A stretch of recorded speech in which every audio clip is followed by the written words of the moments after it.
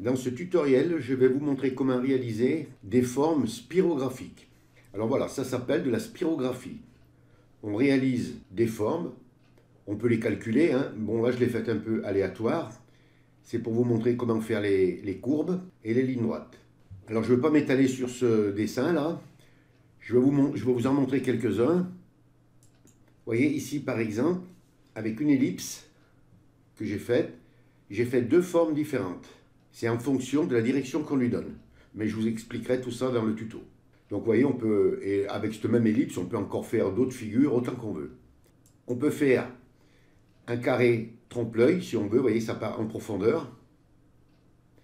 Et on peut créer des formes spirographiques aléatoires. C'est-à-dire, je vous explique. J'ai créé une forme ici avec l'outil plume aléatoire. J'ai fait un peu n'importe quoi. Et ensuite, voilà ce que ça donne. On peut y mettre un fond. Et comme vous voyez, on peut y mettre un dégradé ou une couleur. Avec une forme aléatoire, vous voyez, on peut réaliser une spirographie assez intéressante. Alors ne confondez pas la spirographie et le mandala. Je vais vous montrer deux mandalas. Voilà, le mandala c'est ça. C'est un peu un mélange de la spirographie et du mandala. Le mandala, vous voyez, on peut le faire avec des formes. Tout avec des formes. Et en arrondi. Mais on peut le faire aussi comme ça. Alors on peut rajouter des formes, on peut rajouter plein de choses. Mais là, vous voyez, j'ai fait un centre. Je vais le grossir un peu pour qu'on le voit. Vous voyez, j'ai fait un centre. Vous voyez, qui paraît assez complexe à faire. Hein. Et j'ai fait le tour. Le tour, je l'ai fait avec une feuille d'arbre.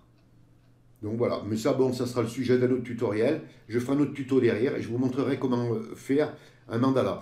D'ailleurs, si vous avez bien regardé la nouvelle version de Photoshop, CC 2019, avec l'outil pinceau, on peut le réaliser aussi. Mais avec des formats arrondis. Mais je vous ferai un tuto là-dessus aussi. Je le prépare d'ailleurs. Mais nous, ce qui nous intéresse dans ce tutoriel, c'est la spirographie. Donc, je vais fermer mon image, je vais ouvrir un nouveau document et on va commencer. Alors, je vais commencer par le carré. Donc, pour ça, on vient à gauche sur la barre des outils et on va prendre l'outil rectangle. Donc, on prend les outils vectoriels. Hein, et vous faites un clic sur outil rectangle. Vous venez en haut sur la barre des options et vous mettez ici sur forme. Si vous êtes sur tracé ou pixel, vous mettez sur forme. Le fond, si vous avez un fond par exemple, eh bien vous l'enlevez. Vous cliquez ici sur le rectangle barré rouge. Pas de fond. Ensuite le contour. On met un contour noir. Enfin moi je mets un contour noir, mais si vous voulez mettre une autre couleur, vous mettez une autre couleur. Hein. Et le contour, je vais le mettre de 5 pixels.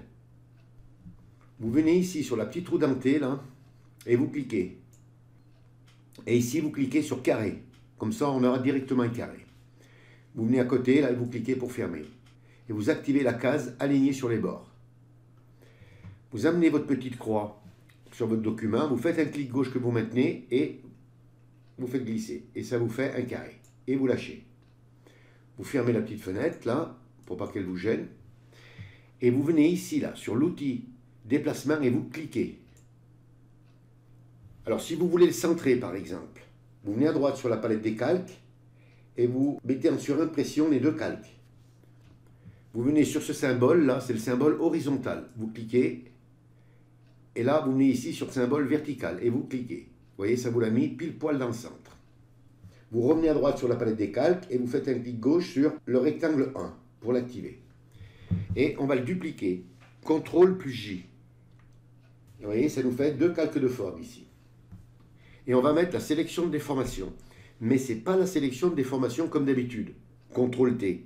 Ici, on va faire CTRL plus ALT et T. Et vous venez ici, là, sur le petit chaînon, vous cliquez pour lier la largeur et la hauteur. Et vous voyez ici, c'est marqué 100%. Vous venez sur le 10, là, vous le mettez en surimpression, sur le 1 et le 0, et vous mettez 9, c'est-à-dire 90. Vous voyez, ça a mis 90% là et 90% là. Vous venez sur l'outil de déplacement et vous cliquez. Et vous voyez, ça vous a fait un deuxième carré plus petit. Et maintenant, on va multiplier. Donc pour ça, vous enfoncez la touche Maj, CTRL et ALT. Et ensuite, vous faites un clic sur le T. Et vous voyez, ça vous fait un carré de plus. Et ça les réduit à chaque fois. Et chaque fois que vous appuyez sur le T, mais il faut maintenir Maj, CTRL, ALT. et vous cliquez. Et voilà. Et ça vous fait un trompe-l'œil. Vous voyez, c'est pas très compliqué à faire.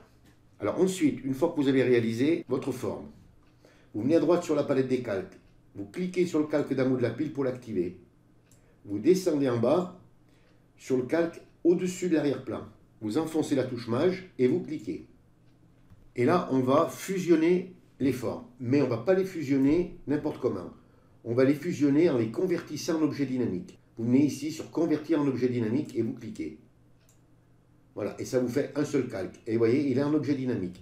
Ce qui fait que vous conservez la netteté des traits et ça ne vous les déforme pas. Tandis que si vous les fusionnez, vous allez les pixeliser. Et si vous agrandissez ou si vous travaillez dessus, ça va vous les déformer. Alors jusque-là, ça reste assez simple, hein. Je vais supprimer ma forme. Maintenant, je vais vous montrer avec un rond ce qu'on peut faire. Alors vous venez à gauche sur la barre des outils et cette fois-ci, on va prendre l'outil ellipse. Vous faites un clic gauche sur outil ellipse. Vous conservez en haut comme ça.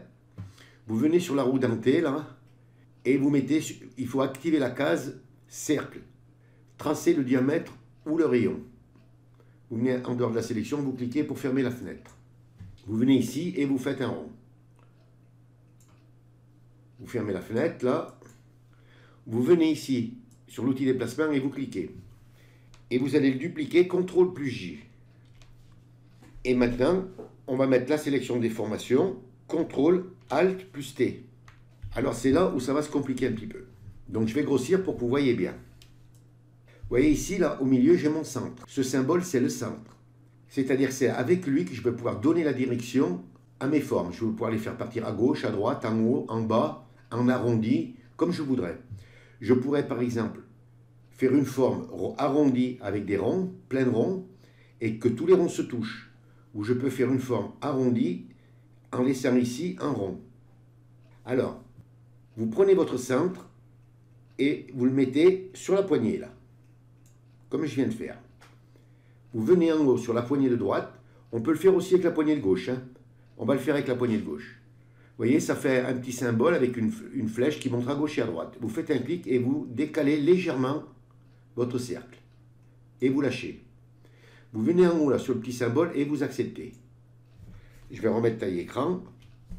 Et maintenant, vous allez enfoncer la touche Maj, CTRL plus ALT. Et vous faites un clic sur le T. Et ça vous fait un rond. Un deuxième rond, un troisième, et ainsi de suite. Et regardez, on va tourner. Et vous voyez, regardez la forme qu'on est en train de réussir. Et voilà. Donc vous voyez un peu la forme que j'ai faite.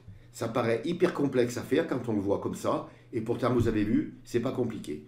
Donc comme je vous expliquais, au centre, eh bien, on a du noir. Pourquoi? Parce que tous les ronds se touchent. Alors, ce que je vais faire, je vais fusionner tous ces calques. Donc on vient à droite, on clique sur le calque d'en haut. On vient sur celui d'en bas, touche Maj, clic droit, convertir en objet dynamique. Et voilà, je l'ai converti en objet dynamique. Maintenant, je peux le déplacer. Je vais fermer l'œil et je vais en faire un second. Donc pour aller plus vite, à vous enfoncer la touche U du clavier et ça vous redonne votre forme. Donc on ferme la fenêtre, cette fenêtre qui s'ouvre toujours. On vient sur l'outil déplacement, on clique pour accepter. On le duplique, CTRL J. On met la sélection de déformation avec la torsion, CTRL ALT plus T. Et là, cette fois-ci, on va prendre notre centre, on va le descendre, mais on ne va pas le mettre sur la poignée là. On va le descendre légèrement. Alors vous voyez, votre rond sera en fonction de la largeur que vous laissez entre la poignée et le point central. Donc plus vous l'amènerez bas, par exemple là, et vous voyez, votre rond sera comme ça. Vous venez sur une poignée en haut, là, vous faites un clic gauche et vous le décalez. Vous venez en haut, vous cliquez pour accepter. Et là, vous enfoncez les touches Maj, CTRL, ALT et T. Une fois, deux fois, trois fois, et ainsi de suite. Et regardez. Alors, vous, si vous voulez, vous pouvez vous arrêter là, hein, ça dépend de la forme que vous voudrez faire.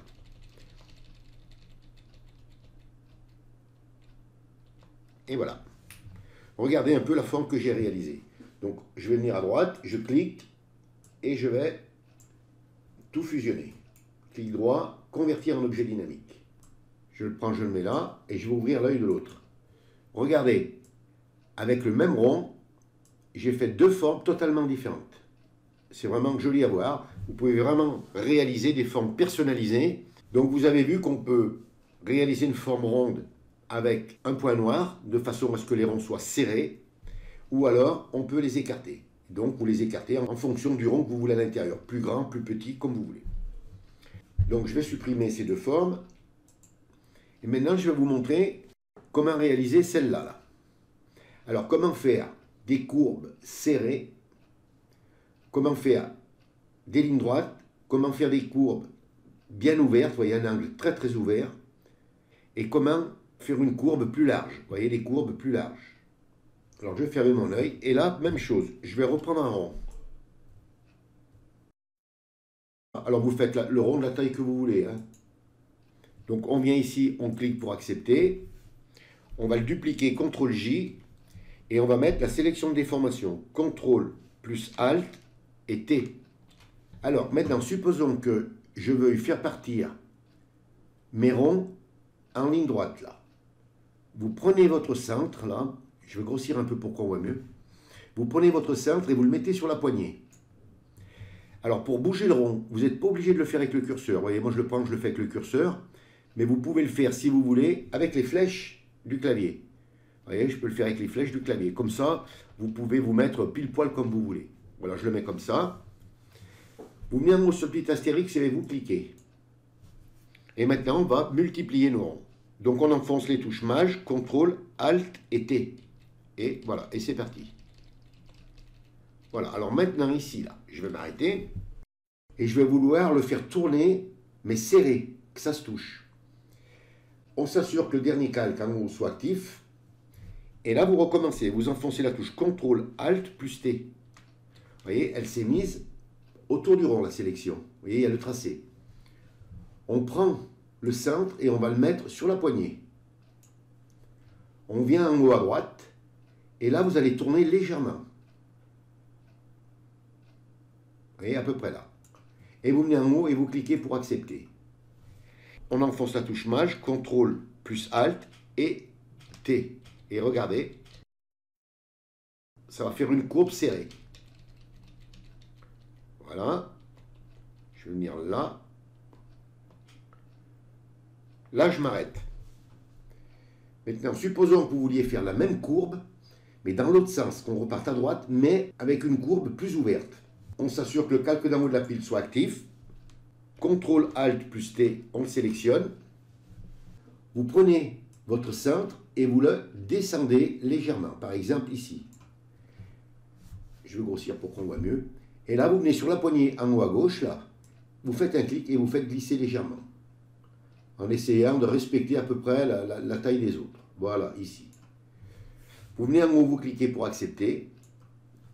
Vous enfoncez la touche Maj, CTRL plus ALT et vous allez faire votre courbe. Je vais mettre taille écran.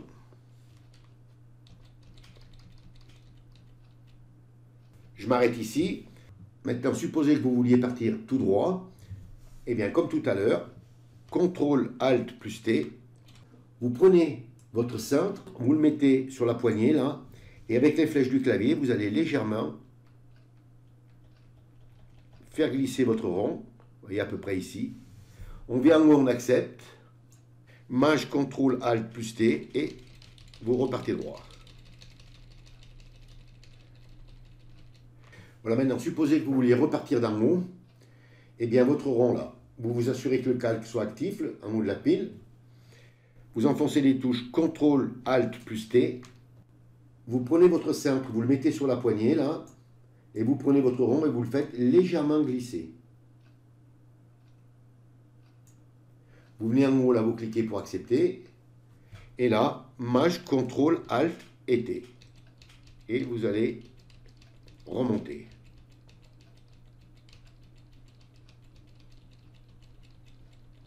Je vais mettre taille écran. Et je continue à monter. Voilà, je m'arrête là. Maintenant, supposez que vous vouliez partir en biais. Donc, toujours pareil. CTRL, ALT plus T. Vous sélectionnez votre rond, là. vous prenez votre cintre et vous le mettez ici. Vous prenez votre rond, vous le décalez légèrement. Vous venez en haut, vous cliquez pour accepter. Maj, CTRL, ALT et vous allez partir en biais. Voilà.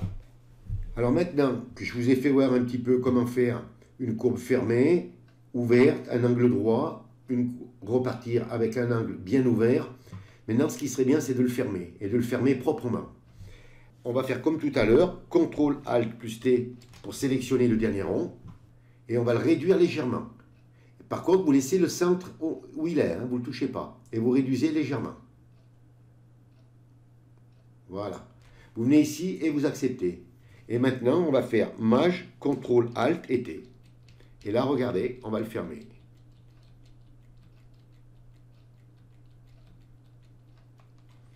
Vous voyez, ça fait un travail plus propre. Maintenant, vous n'êtes pas obligé de le fermer. Mais enfin, je me devais de vous le montrer. Si vous voulez, vous, éventuellement fermer, eh bien, vous fermez. Ensuite, comme on a fait beaucoup de calques, là, on en a fait plus de 100, on en a fait 225. Vous cliquez sur celui-là, en haut de la pile, pour l'activer. Vous descendez en bas, ici, et convertir en objet dynamique. Et j'ai réalisé ma forme. Je peux, si je veux, la réduire ou l'agrandir. Je vous ai montré comment réaliser des formes spirographiques. Alors après, à vous de vous amuser. Et quand vous aurez bien compris comment ça fonctionne le système avec le centre, là, donc je vais vous montrer maintenant quand même, si vous voulez les mettre en couleur. Alors pour les mettre en couleur, donc vous venez à droite sur la palette des calques, et vous faites un double clic sur l'arrière du calque. Ça vous ouvre style de calque, vous venez ici sur incrustation non dégradée, et vous cliquez. Et vous voyez, ça vous met un dégradé. Alors, vous laissez bien le mode de fusion sur normal, l'opacité à 100%. Ensuite, ici, là, vous pouvez choisir votre dégradé comme vous voulez. Hein. Par exemple, je vais laisser celui-là. Vous pouvez ici l'inverser. Vous le mettez bien sur radial. S'il est sur linéaire ou autre, vous mettez sur radial. L'angle, vous le laissez à 90. Et puis, vous pouvez jouer sur l'échelle si vous voulez. Vous voyez, plus ou moins. Et vous pouvez l'inverser comme vous voulez. Et quand vous avez trouvé les couleurs qui vous conviennent, eh bien vous cliquez sur OK. Alors ensuite, quand vous avez terminé, il faut l'enregistrer. Alors vous venez à droite sur la palette des calques. Donc celui-là, ben, je vais le supprimer, celui-là. Vous allez vous retrouver avec deux calques comme ça. Vous fermez le calque d'arrière-plan sur le petit œil. Et vous l'enregistrez en PNG. Donc vous venez ici sur Fichier, Enregistrer sous. Il y a votre fenêtre qui s'ouvre, vous allez dans votre dossier où vous voulez le mettre, vous le nommez, et ici vous ouvrez et vous venez sur PNG. Et vous cliquez sur Enregistrer. Et ensuite vous pouvez réouvrir le petit œil, et de la même façon vous pouvez l'enregistrer en PSD, et ensuite vous pouvez l'enregistrer en JPEG ou dans un autre format. Et bien voilà, il ne reste plus qu'à vous mettre au travail et réaliser de belles choses. Ce tutoriel est terminé. Si vous avez aimé, vous cliquez sur j'aime. Si vous avez des questions, n'hésitez pas à me les poser. Abonnez-vous à ma chaîne. Je vous dis au revoir, merci et à bientôt pour un nouveau tuto.